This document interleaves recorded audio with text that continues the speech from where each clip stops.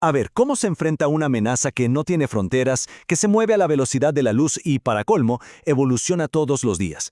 Bueno, hoy vamos a meternos de lleno en cómo Costa Rica ha ido construyendo un sistema completo para combatir la creciente y súper compleja amenaza del cibercrimen. Así que, vamos a sumergirnos en esto. Y es que todo arranca con una realidad que no podemos negar. La tecnología es imparable. Y como lo dice muy bien la experta Patricia Bonilla, esta revolución no solo cambió nuestra forma de vivir, sino también, y esto es clave, la forma de delinquir. Los delitos de siempre se modernizaron, y de paso, aparecieron otros completamente nuevos que ponen en jaque a la justicia. Para no perdernos en este laberinto, esta es la ruta que vamos a seguir. Primero vamos a definir al enemigo, el espectro del cibercrimen. Después revisaremos las armas legales con las que cuenta Costa Rica.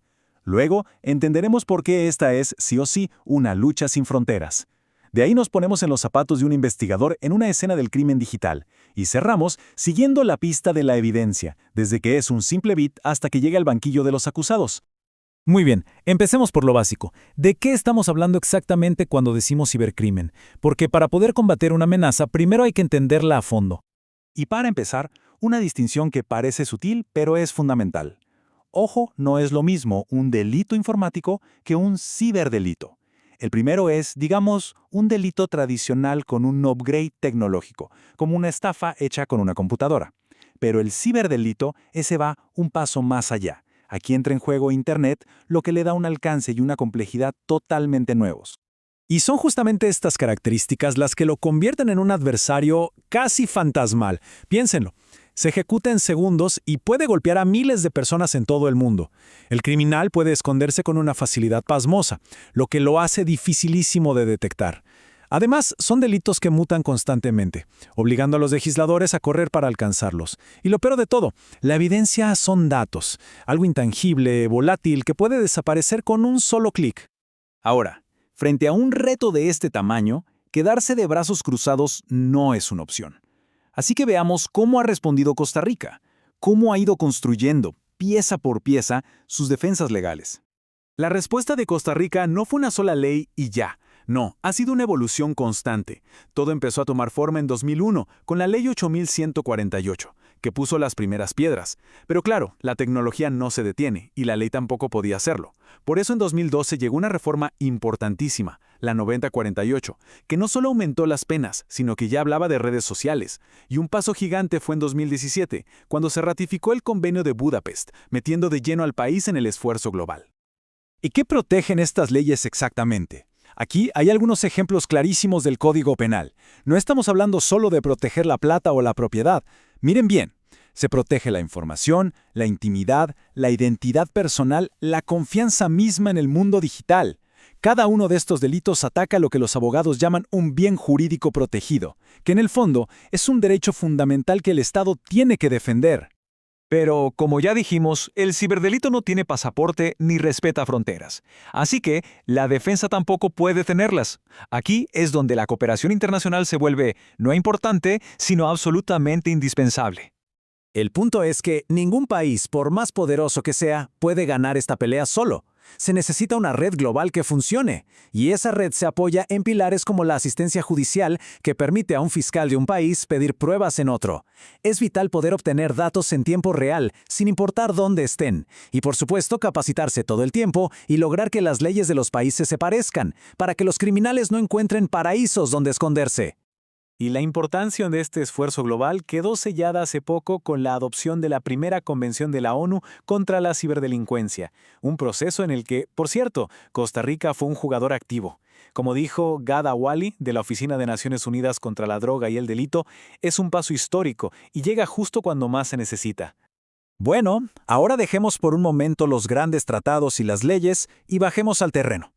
¿Cómo se ve una escena del crimen cuando no hay cinta amarilla, ni casquillos de bala, sino solamente unos y ceros?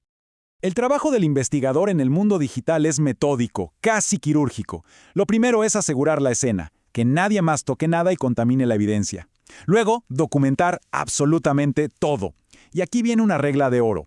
Si una computadora está prendida, se queda prendida, para no perder datos que están en la memoria volátil. Si está apagada, no se te ocurra prenderla. Y por último, lo más sagrado, la cadena de custodia. Un registro perfecto de quién tocó qué y cuándo. Y es aquí, en la mismísima escena del crimen, donde nos encontramos con una de las distinciones más importantes en este campo. Porque, vamos, no es lo mismo el aparato físico que un investigador puede tocar, como esta computadora o este celular, que la información, esa cosa intangible y volátil que vive adentro. A lo físico, al hardware, el disco duro, el teléfono, la laptop, le llamamos evidencia electrónica. Es como el frasco. Pero la evidencia digital es el contenido, o sea, los datos, los mensajes, los programas. Eso es intangible, y su manejo requiere un cuidado y una técnica completamente distintos. Y esto nos lleva al último y quizá el más crítico de los desafíos. ¿Cómo agarramos esa información intangible, esos bits y bytes, y los convertimos en una prueba sólida y irrefutable ante un tribunal? Esa es la pregunta del millón. Porque un correo o un mensaje de WhatsApp pueden parecer una prueba clarísima para cualquiera de nosotros, pero llevarlos a un juicio y que un juez los acepte, es un camino lleno de obstáculos técnicos y legales.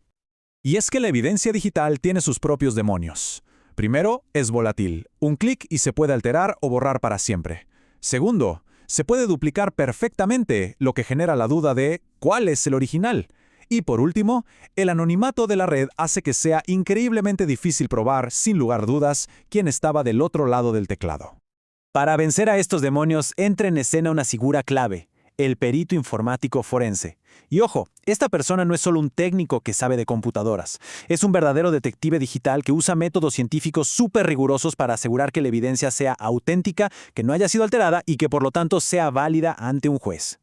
Como dice el especialista Juan Esteban Durango, en el mundo de los delitos digitales, el peritaje informático no es una opción más, es el medio de prueba idóneo. Es básicamente el traductor indispensable que conecta el complicado lenguaje de la tecnología con el riguroso lenguaje de la ley. Y así cerramos, pero dejando una pregunta flotando en el aire. En esta carrera frenética contra el cibercrimen, una carrera que se pelea en milisegundos y a través de continentes, ¿están la ley y la tecnología logrando avanzar al mismo paso?